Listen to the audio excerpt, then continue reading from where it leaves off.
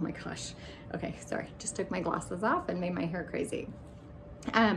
So over the last few months, I have been called in meditation and just in my day-to-day life to really focus on staying present.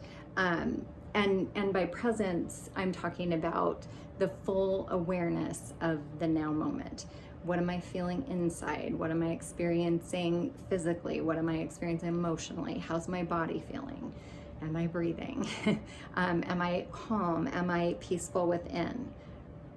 So I meditate, and I try to meditate mostly in the morning, and then the goal is to carry that beingness, that state of allowance, non-resistance, where I'm not clenching my teeth or scrunching my shoulders, where I'm just being and paying attention to how I'm feeling and breathing and intentionally relaxing and allowing. The goal is to carry that meditative state through the day, regardless of what's happening.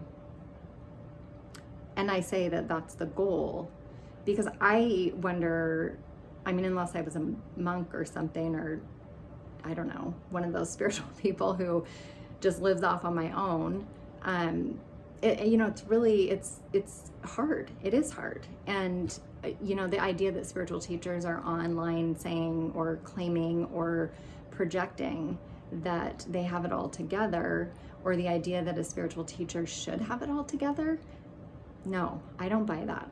Nobody has it figured out. If you're here, you're still learning.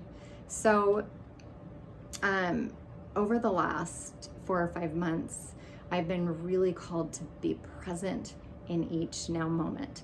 And my tendency is to jump up to the future, I got a plan, or lament over the past, like, oh, I should have done this, I should have done that. And while some of that is of service, I don't think it's the way that we are, I don't think it's actually, I think it's absolutely the way we were designed to be, because we are learning from that. And what I'm gathering more and more now is that it's the state of beingness in the now. And if I'm thinking or planning ahead, way down the road, I'm not in this now moment. And I've also been receiving a lot of messages on just trust. And the more that I trust, the more that I let go, and I'm talking let go as in allowing and maintaining that peaceful state of beingness, the more things just fall into place. It's wild. My son, he was in a private school and transferred to public school because he wanted to do this awesome construction program that the public schools here offer. And I hadn't gotten his transcripts from his previous school, and so he wasn't registered. And on Monday, I wasn't even in town. I woke up at maybe, 1 in the morning and panicked. I'm like, I think school starts Thursday, public school starts Thursday, private school starts Tuesday. And I was just in a panic.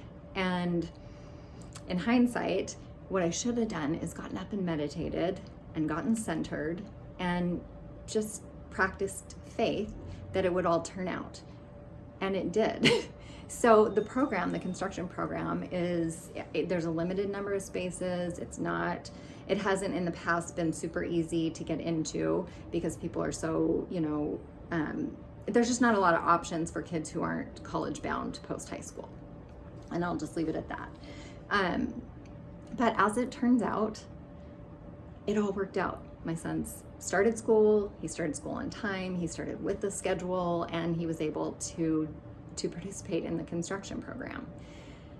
And I look back and it's such a gift because I'm in such gratitude that it all worked out. And then I also feel very much like it's Source speaking to me saying, notice how you experience that time period and just notice it. And then be in each now moment. I didn't need to cause myself that sort of anxiety and stress. If he hadn't gotten into that program, the truth is that would have been exactly what was meant to be. Now, whether I like that outcome or not is different. Whether he likes that outcome or not is different. That's not what this is about. This is about allowing what is to be as it is, because it is as it is, and so it is and it should be. So the shift, and I don't know if I even said this because I feel like I've done a couple of takes on this. I'm super scattered. That's just kind of my nature. My journal today is called The End Times, and I'm just going to read. How can energy cease? It is not possible. Thus we say it is the end of the world as you've known it, and known is underlined. This requires pure presence on your part, a level of awareness that all is as it is because it is. Faith, and a knowing that what is to come is also as intended for the collective's expansion. And then in quotes, if you always do what you've done, you're always getting what you've gotten. And I kind of, whatever. If you always do what you've always done, you're gonna get what you've gotten. This is an internal shift, one that you're not gonna see out here right away. This is an internal shift, one that must be consciously chosen by each individual expression of the collective energy. So the collective energy doesn't care what you call it, and different religions will call it different things. For ease, I'll call it source. Sometimes I call it God. It doesn't care what you call it, and it doesn't have a name. So you have to consciously choose how you're going to experience this transition, this transformation, this expansion. This is an expansion of energy, an expansion of our conscious awareness. And it is an individual choice. So, leaf blower. I've started this over so many times I can't remember what I've said or what I haven't said. So I'm just gonna ignore it. So as we are one, no one expression will be left behind. So because we are one in spirit, just because I am an individual expression of source and you're an individual expression of source, nobody's going to be left behind. Nobody's going to be left out because we're still one. Rather, one human who does not do the work required for this shift, and the work required for this shift, it's really for this shift to make sense to you from a new perspective. When you think about collective energy expanding, you have to expand your awareness in order to perceive differently. And how can I put that into context? So, okay, 10 years ago, if you would have said, oh, we're one, I would have been like, oh, sure, whatever, okay. I'm Julie, you're someone else. But that's not what this is. That's very ego-based, that's very physical, and that's great. It doesn't, I mean, there's nothing wrong with that. It's a level of awareness. As we grow, as we go within, as we expand, yes, we are one. I know this. In my soul, I know this. We are one. We're one energy expressing as unique individuals. My experience of this shift is going to be perceived differently from every other experience of this shift. So hopefully that makes sense. But no one's going to be left behind.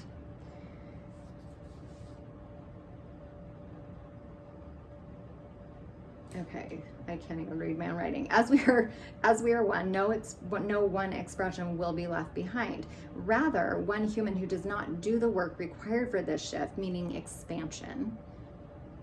And expansion really comes through meditation, consistent meditation, going within. One who does not do the work required for this shift will not experience the world as one who does the work towards this shift. It is a collective shift, a collective expansion that will be experienced uniquely by one's individual perspectives and beliefs. So how do you shift your perspectives and your beliefs? It takes time. It takes an awareness of your internal environment. I know when I am resistant to something, I'll start clenching and I'll, clench my jaw, or I'll clench my my fists, or there's just all different ways that we clench, or I'll somehow, I don't know how I do this, but my neck will get stiff because I'm clenching. It's a resistance. And remember, resistance to anything is resistance to everything. So when you know the truth, and the truth, I can't tell you the truth and have you believe it, have you absorb it. Just like if someone were to say to me 10 years ago, hey, Julie, we're all one. Okay. But in meditation, I feel that. In meditation, I sense that. Intuitively, I can feel that. And I can show myself this just by my state of beingness, just by me choosing before I go and see a friend to center myself, to calm myself, to relax, or before I'm with my children, to center myself, to calm myself, to relax.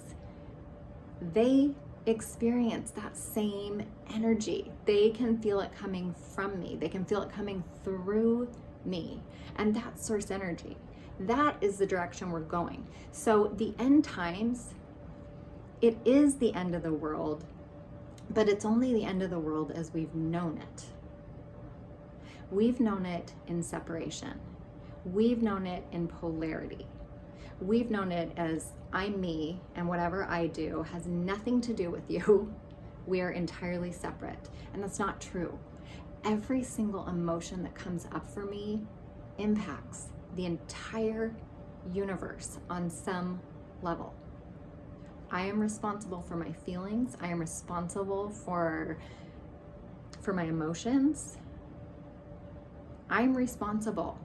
And when I take responsibility for this, it impacts the collective. When I pay attention to my internal landscape, it impacts everybody, everyone, everything outside of me. When we truly grasp, and this gives me the chills, when we truly grasp the truth that we are one, we can't see it because it's energetic, it's spiritual, but we are one. When we truly grasp that, then all these spiritual teachings make so much more sense. Do unto others as you'd have done to you. Be the change you want to see. It's almost cliche, but it's true. Because if I make these shifts, on some level, it impacts the entire collective energy. The part of me that's you is impacted. And likewise, the part of you that's me is impacted. So the more I go into the oneness, the more I realize that I don't need to control anything. When I am coming from a place of purity, I can assume that all is well.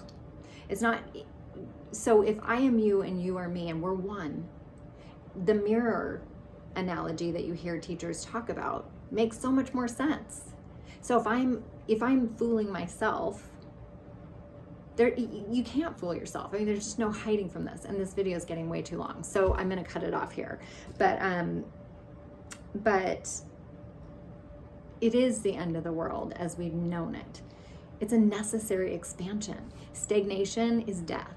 Stagnation is a pond of gross water.